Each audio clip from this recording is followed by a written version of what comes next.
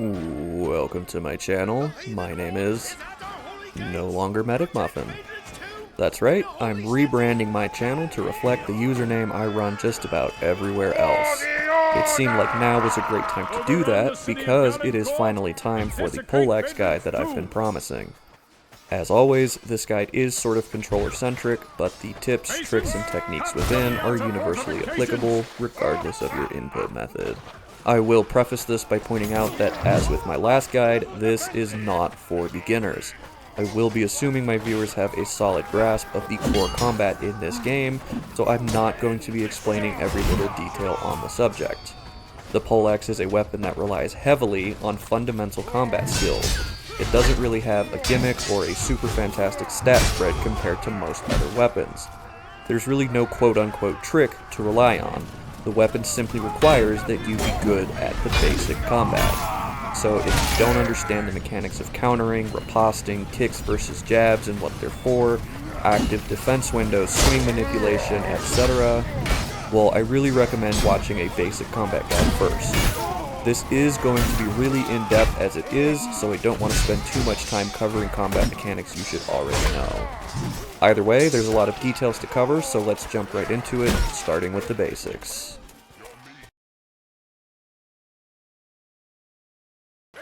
I will very quickly say that the reason I'm starting with the basic attack types and not going into something a little bit more complicated is because some of these attacks have certain idiosyncrasies that you should be aware of.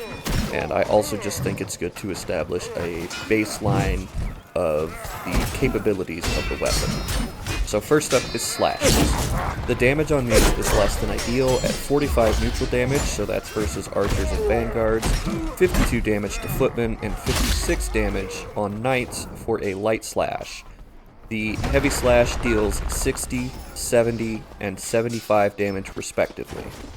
I would hardly call it bad. It can down any class except knight in 3 light hits, which is certainly potent, but it's rarely optimal due to having poor animations and middling range, which leads into the next point. A lot of people characterize the Poleaxe slash as being very short, but this is only half true. The maximum distance of a Poleaxe slash is about equal with a longsword or a messer, which is really not bad at all. Those are not weapons that have poor range. The caveat here is that this only really happens in the middle of the swing arc when the weapon is directly in front of you. This can put a damper on swing manipulation because the slash is short around the sides due to the polearm moveset that the Poleaxe uses. The same thing applies to the likes of halberd, polehammer, and glaive, which all share the same animation set, but it's very pronounced on the Poleaxe due to it also being the shortest weapon which uses this animation set. That all being said, there is a little problem with the left side slash, and by little, I mean the hitbox. Not only is the left side slash shorter due to the animations, the hitbox on it is super fucked, and I've noticed it has a relatively high incidence rate for swing throughs. For this reason, I strongly recommend avoiding the left slash under all possible circumstances, and doing your level best to keep people either in front of you or to your right side, where your slash has better range and is much less likely to bash through somebody like they're the fucking Flash vibrating their molecules at the speed of light. Anyways, that's about it for the slash, so let's just move right along. The overhead is a potent attack that boasts respectable but not great damage at 50 neutral, 58 for footmen, and 62 for knights. The heavy overhead deals 70, 82, and 87 respectively. This is more than enough damage to do serious work, but falls short of most other axe weapons and even the harder hitting swords. However, damage is only a fraction of what makes a weapon good. Where the Poleaxe overhead really shines is a uniquely good combination of speed and reach to go with damage that might otherwise simply be acceptable. This fairly unique mixture of damage, speed, and range makes for a very useful attack to open with, and its stat spread gives it plenty of options no matter the weapon matchup. It can speed out slower weapons, space out shorter weapons, and against weapons with both speed and range it has the stats to keep up as long as you have the skills to back it up. This does require a lot of comfort with spacing, riposte encounter windows, footwork, etc., and the overhead is by no means immune to being gambled, but this is why I say the weapon relies heavily on your fundamental combat skills. You have to make the weapon work for you, it's not going to do your job for you. Finally, a note about the animations. If you play a wide spread of weapons, you might notice that there are significant differences in the way that they angle overheads. Swords have, by far, the most angling, with overheads that are nearly diagonal, and actually somewhat capable of hitting behind yourself. Axes and blunt weapons are just about perfectly vertical, straight up and down, but the poleaxe and all other polearms kind of sit in the middle. It has a little bit of angle to it, which means it does have a solid ability to angle around people's blocks, and it also tracks movement a little bit better when people are trying to footwork around your attacks. But it isn't so angled that aiming it becomes weird, as personally, I always find swords in particular have so much angle on the overheads that I whiff them quite a lot, especially when I'm trying to excel. Maybe that's just a skill issue on my part, I don't know. But ultimately, the Poleaxe overhead is a fast, versatile attack with a lot of use cases and decent damage. It, along with stabs, will form your bread and butter. And speaking of stabs,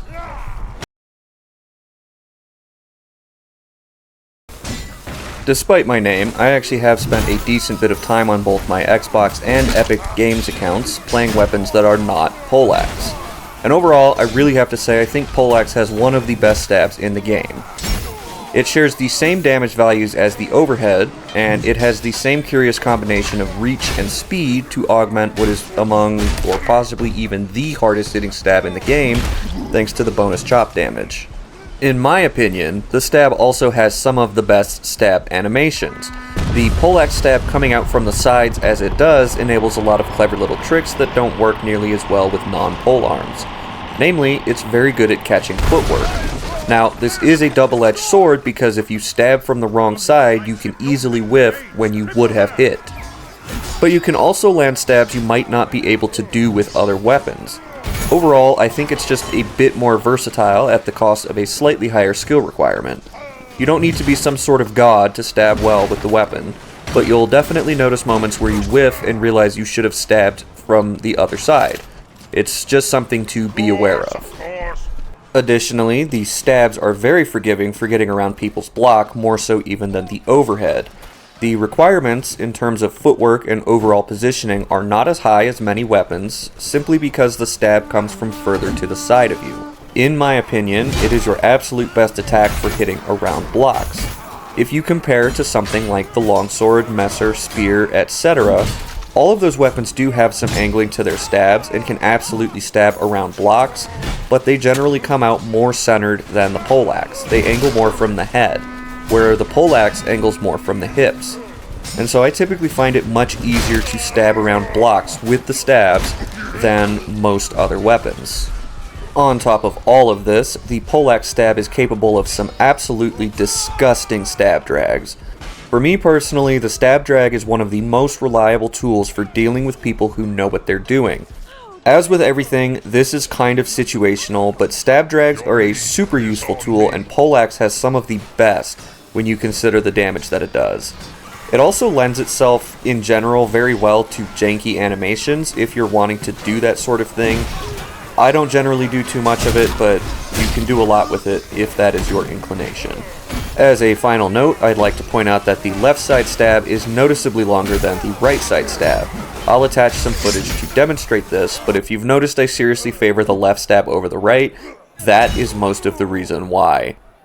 Overall, the Poleaxe stab is fast, it has a somewhat subtle animation, especially coming off of a riposte, and it does have very good reach on it, especially with that left side. Overall, it is a very, very good attack. That will, however, about cover all of the basics, so let's get into some of the more advanced stuff. Now, I'm putting the special attack under advanced tactics for a particular reason, namely that the special is very situational. The main reason for this is that it doesn't have great damage, dealing only 70 flat plus the usual bonuses. This is, of course, the same as your heavy stab and overhead. It's also pretty paltry for a two-handed weapon special, even against some weapons that don't deal bonus damage. The Messer special, for example, does 90 damage, which beats out even the bonus damage of the Poleaxe special at 87. The Greatsword special does 100 damage flat. The Battle Axe and Polehammer also do 100 flat and 125 or 150 to knights with bonus damage. Even the Halberd, which is essentially just an improved Poleaxe, hits a special for 85 damage and deals something like 106 damage to knights. So a lot of the main function of special attacks being very high damage to either health or stamina isn't really present on the Poleaxe because it's not giving you damage that you don't have elsewhere in your kit. Now, to be fair, all specials have at least one use, which is either forcing someone's block down or forcing them to dodge if they're smart. If you don't already know, blocking a special attack removes your block for a brief moment. The shield icon stays up, your blocking animation is still in place, but if their teammate swings into you just after you block a special, guess what? You're gonna eat shit. So, as a more general piece of advice, always dodge specials if you see them coming, or at least try to catch them in an active defense window. Never ever just block a special, if you can help it. Aside from this general function, the Poleaxe special is unique in a couple of ways. First, it has a one-of-a-kind animation that no other weapon in the game shares. This means even experienced players can be thrown off by it because so many other weapons use identical special animations, and that is what even experienced players are more comfortable reading. It's the animation that they're familiar with. Secondly, and most importantly, the Poleaxe special has absolutely insane range on it. It might be the single longest ranged attack in the entire game, to be honest with you. And there's a lot of value in being able to reach out and touch someone the way that you can with the Poleaxe special. I can't even count how many times I've watched someone just stare at me while I load up the special, and they're just perfectly convinced that they're out of range, they're gonna get like a juicy punish in, only to get their head smashed in like a dumb idiot dummy. And honestly, that includes myself. It's not a weapon people play a lot, so even I get a little fucked up on the range sometimes. This is also another reason why just dodging specials is a good idea. Additionally, if you don't know, special attacks do not suffer from damage reduction to the legs. If I so much as tickle your toes with it, you're eating the full damage. And with the Poleaxe, the special lingers on the ground for a surprisingly long time, just waiting for you to nudge it into someone's ankle. Now, as with seemingly everything on the Poleaxe, there is a caveat to this. The extreme range comes in large part from a huge degree of forward movement on the animation itself. I see people try this, so I need to point out that this is generally not a good tool for punishing poorly spaced attacks. It can be done, but the distances involved are a lot further than you think, and that forward movement cannot be stopped by crouching. The special can and will pull you into an oncoming attack, so use it like this at your own peril. I'd also point out that if you're coming into a fight at a full sprint, special attacks kill a lot of your momentum, so trying to open with it is actually typically going to offer less range than a regular heavy overhead or a stab, because you're sprinting through the whole windup of that overhead or stab, and you're covering a lot of ground while you do it.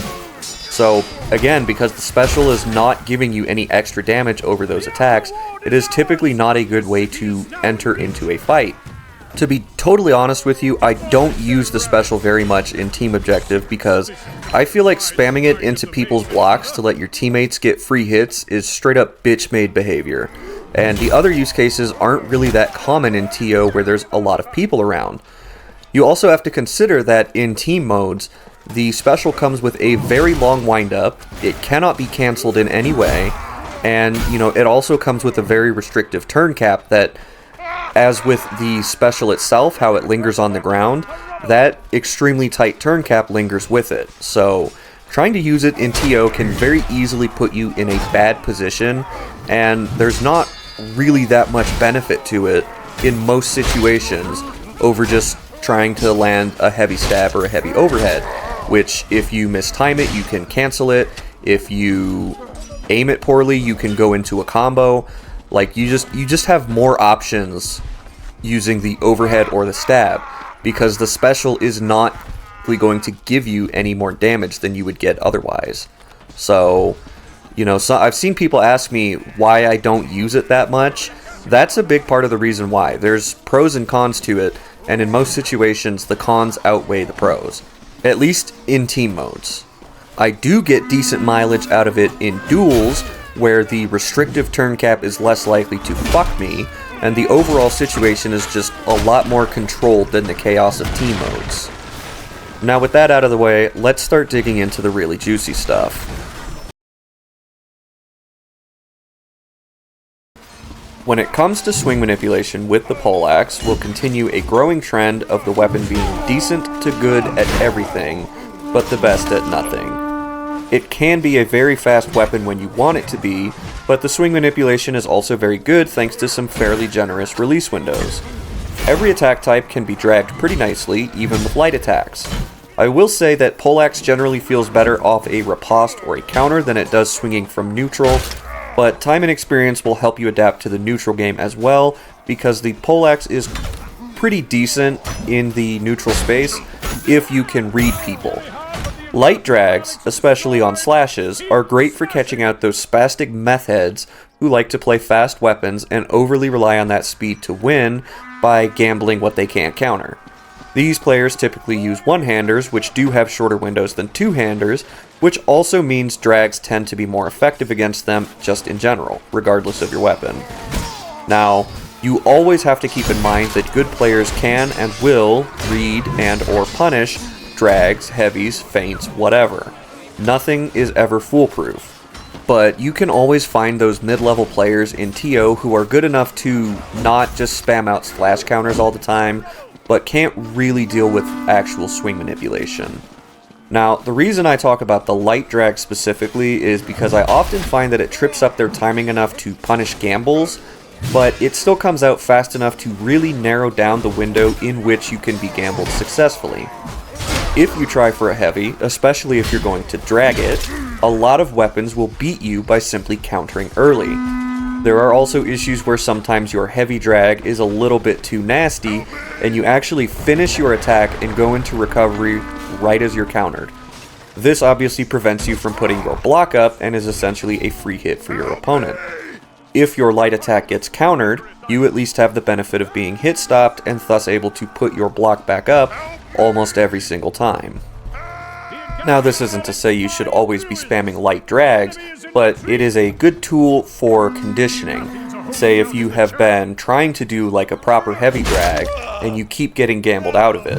If you start throwing those light drags and you start hitting them and punishing their gambles, they may be less inclined to counter so early the next time you throw out a heavy drag.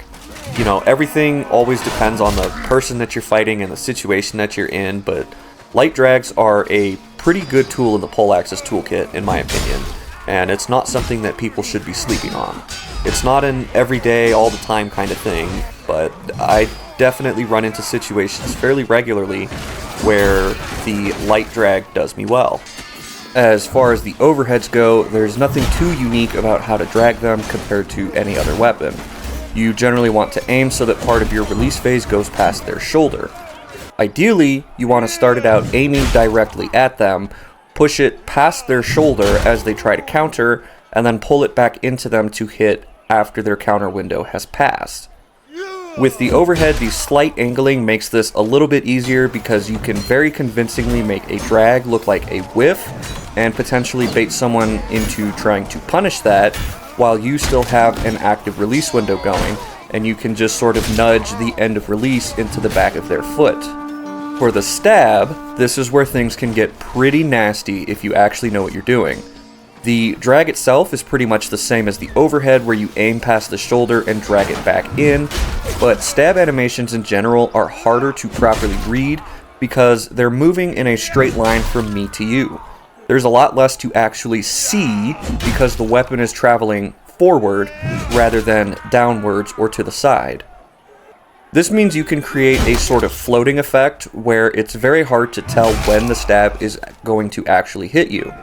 While this can be done up close, it definitely works best if you're maintaining some distance, as the plane of movement for stabs means it takes longer to hit someone if they're farther away. This, of course, helps you scrape out a few more frames for the drag. Again, there's nothing too crazy here, but I do think this particular tool is a strong one when used properly, and is one of the things that Poleaxe is actually very good at. Not many weapons can pull off stab drags quite like the Poleaxe can, and most of those are also polearms. Bear with me because we have just one last concept to cover before we talk about how to put all of this together and actually play the weapon. Spacing with the Poleaxe can be kind of weird because the range it has is kind of all over the place. From that left slash, which is about equal with the short sword, to the special, which has the approximate range of a nuclear missile. And honestly, everywhere in between as well. I already spoke about how slashes are short around the sides, which means that if you want to excel, you have to make sure you're close enough not to whiff it. Because if you excel, you are explicitly shortening your range by relying on the sides of the swing arc.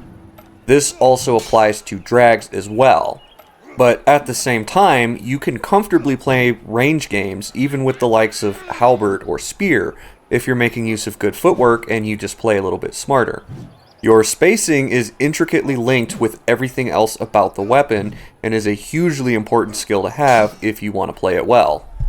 One of the things I like to do, particularly against one-handers, is to throw an attack at or close to my maximum range, and then move backwards while crouching and simply combo through their block.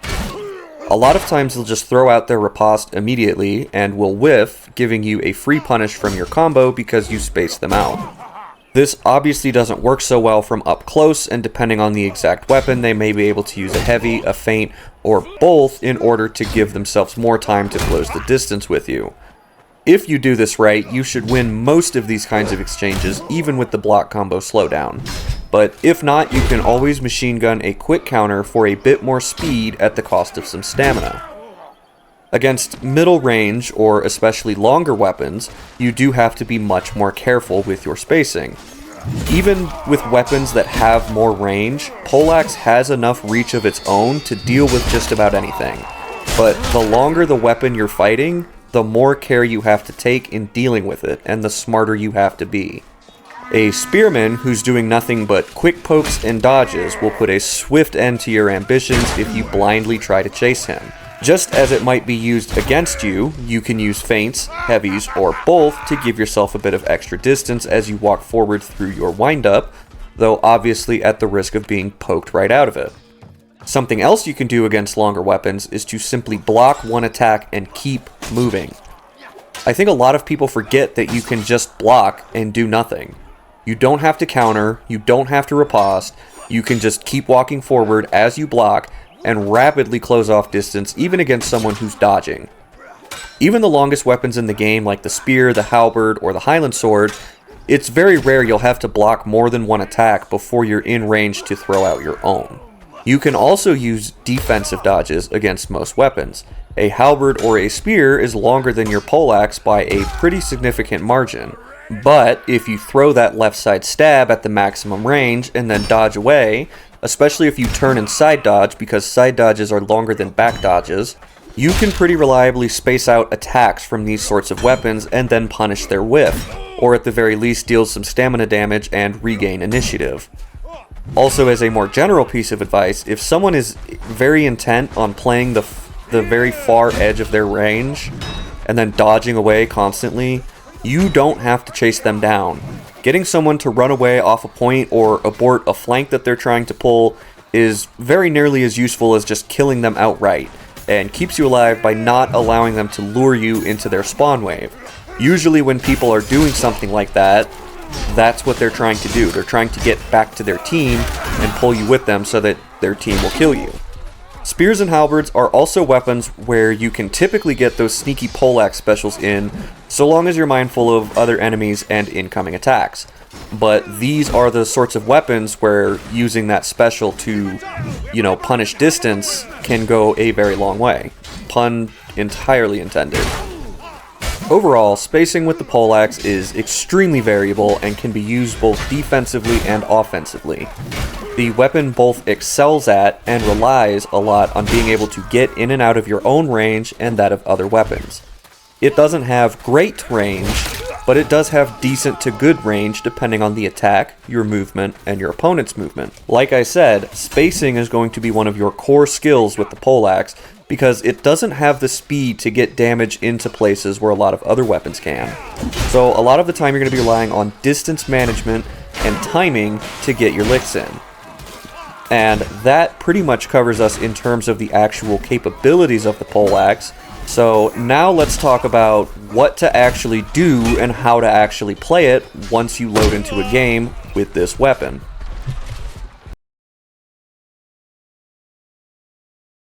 Okay, so we've thoroughly discussed what this weapon can do and offered a few extraneous pieces of advice, but what about how to actually play it? The Poleaxe is best described as a second-line weapon.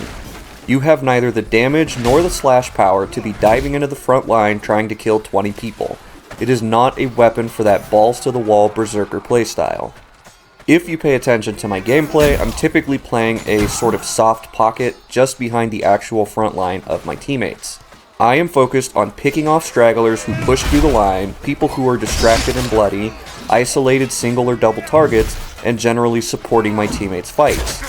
Most of the time when I get killed, it's because I tried to jump into that front line or pull a flank where other weapons could have gotten in and done better work. And even in the gameplay shown for this video, there are numerous points where I simply got lucky and had my teammates come and save me from my own stupid mistakes. I cannot emphasize enough that this is a weapon that works best at a smaller scale. But whether it's big fights or small ones, you typically want to be hanging out just behind your teammates and ideally around the sides of most fights. This allows you to use those angled stabs and overheads to poke around people's blocks.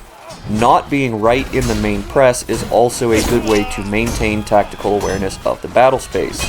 Poleaxe is ultimately a flex weapon, more or less, so you do want to keep an eye out for incoming spawn waves and especially for flanks, and try to be constantly adjusting yourself to do what's best for the team. The very last thing your team needs, of course, is some cracked Highland Sword or Executioner Axe Maniac coming around the sides and getting behind them. Because you're not playing a frontline weapon that would be pulling a ton of value off the main fight, you should be aware of flanks and ready to peel off and kill them, chase them away, or at least delay them as long as you can in the hopes of a friendly spawn wave mopping up after you. The Poleaxe is a rock-solid dueling weapon. It is certainly not meta, but it is still relatively high up there.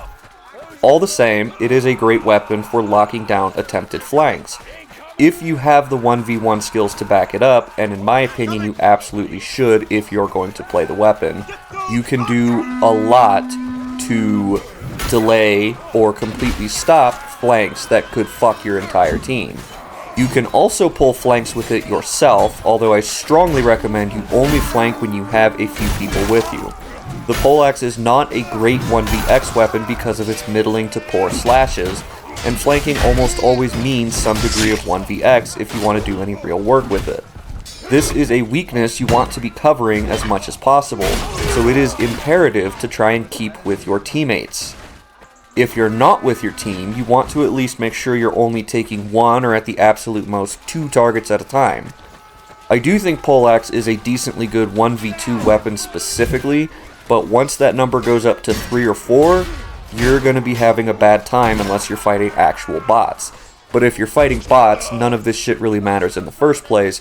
You just target swap them to death, and it's pretty much free. So, you just have to be careful about the fights that you're taking when you're using this weapon. Or you can also just be like me and say fuck it and do all of these things anyways. Just don't act all shocked if you get killed without managing to do anything actually useful. Now, none of this is to say you can't be in the thick of things either. While not an especially potent frontline weapon, I don't mean to say that the Poleaxe is completely useless in a big fight by any means. It's very much not ideal, but it's better than running in with a fucking knife or something. At the end of the day, if you're playing pubs, then you're playing for fun, and sometimes fun means just jumping into that meat-grinding chaos and seeing what you can do. I've certainly made it work often enough, but I've also been punished for it quite a lot. Just be aware that it's really not a good idea most of the time. This is also a good time to segue into a bit more detail on 1vx and general team fighting. As I mentioned earlier in this video, you typically want to have people lined up to your right if they're not directly in front of you, because your slash is better when it comes from that right side and will provide you with better target coverage. You have to really pick and choose your moments to attack, because the Poleaxe is not an especially fast weapon, and in TO you'll be dealing with a lot of faster, trickier weapons that will slip inside of your active defense. You can't get away with the sort of nonsense you can pull when you're using something like the longsword or messer. The best thing to do when you're facing down a lot of people is to get the fuck out of there. But if you can't, or simply don't want to do that, then the name of the game is patience. You really want to be somewhat slow and measured with when you choose to riposte and counter, so that you can maximize those active defense windows. You can't block forever, but like I said earlier, it is perfectly valid to block and do nothing sometimes. Most people won't gamble through a block, so you can use that little bit of time to dodge away and make space. You can late riposte to catch people off guard. You can block other incoming attacks to cover yourself. This requires a lot of careful consideration, because you don't want to burn all your stamina away, but better your stamina bar than your health bar. Obviously, the biggest thing in 1vx fights is going to be your footwork, positioning, and timing. You need to know when you can get your hits in and when to hold off a little bit. You need to keep moving, constantly change directions, reposition with dodges, all of that sort of thing. A trick I always like to do when two people separate to get behind me, I'll often just stop moving backwards and start moving forwards, and I'll walk right through the gap they left in front of me. Most people don't expect you to suddenly start moving forward while they're ganking you, so a quick push and turn to keep your opponents in front of you can save your life by creating space, which you can then use for any number of attacks or escapes or whatever. You can also use lateral movement to move around your opponents, keeping them tripping over each other's feet and body blocking each other's attacks. This gives you options for when multiple people are in a tight group and when they're splitting up to get at your back. And from there, it's just experience and game sense in identifying the situations where this or that movement is going to work best for you. The general idea is to keep people from getting at your back or forcing you to make a bunch of wide turns between two or more people, because that will swiftly get you juggled to death. As a general rule, it helps to remember that moving forward is faster than moving backwards, which is why it can be so effective to suddenly lurch forward when people start to swing around your sides. It can create a lot of distance very fast, and distance tends to give you options, unless you're dealing with archers. Target swapping is of course also very valuable, and if I can do it in first person on a controller, then everyone else can damn sure do it in third person on a controller, or especially on a keyboard and mouse.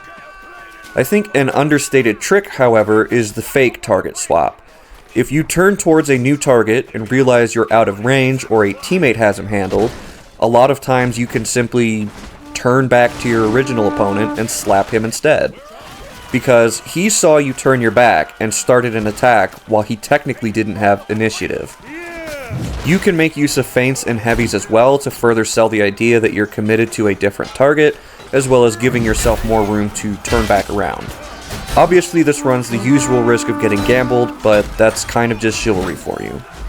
This trick is particularly effective against players who know how to shut down good 1vx fighters, and while I'm a pretty bad to middling comp player, I've used and had it used against me a lot every time I've dipped my toes into like comp LTS or other competitive events. Taken as a whole, the Poleaxe is an extremely capable weapon that doesn't really excel at anything, but also isn't really terrible at anything. Even as much as I talk about it not being ideal for big fights and meat grinders, you could do a whole lot worse than the Poleaxe. No, it's not the best weapon in the game, it's not even the best at being a jack of all trades. What it is an extremely satisfying weapon to use, and in my opinion one of the most rewarding, because every single kill you get is earned. Like I said at the start of this long-ass guide, there's not really a gimmick to the weapon, and it's not going to do your job for you the way a lot of others will. You have to put in the work and use your fundamental game skills if you want to do well with it. Don't just learn the basics, practice them, and get good at them.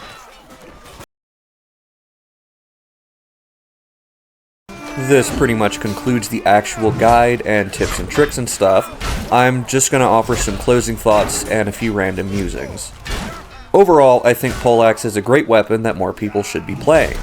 I know I say that as a cheesy-ass tagline at the end of most of my videos, but I really mean it.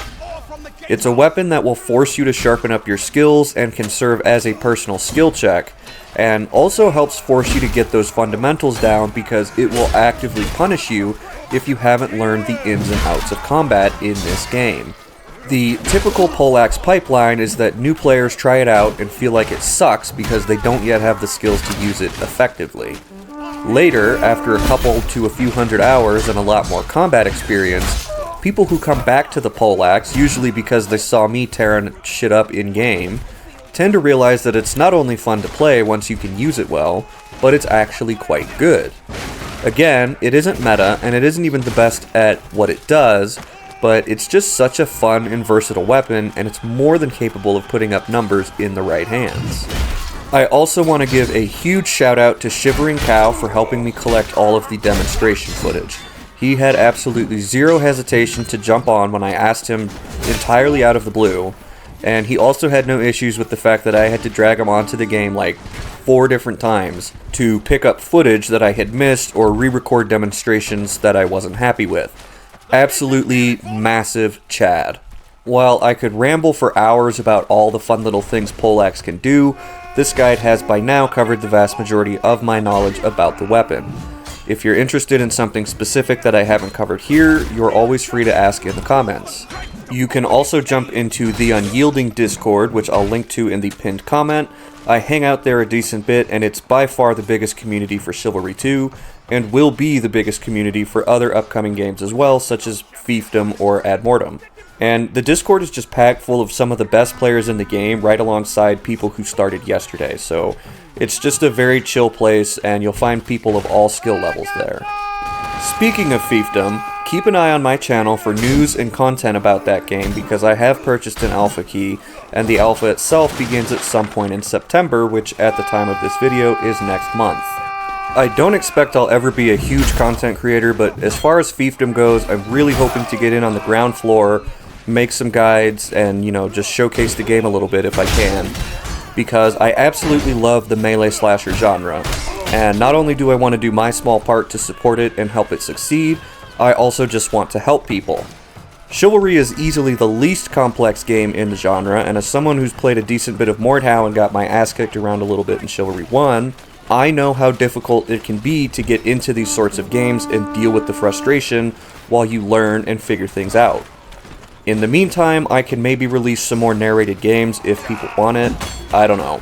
I'm always open to suggestions for what kind of content people want. Anyways, that pretty much covers my Poleaxe guide. If you made it to the end, congratulations. I know this thing was long as fuck and jam-packed with a ton of information, and I massively appreciate anyone who watched the whole thing and learned something from it. Until next time, my friends, and remember, we do not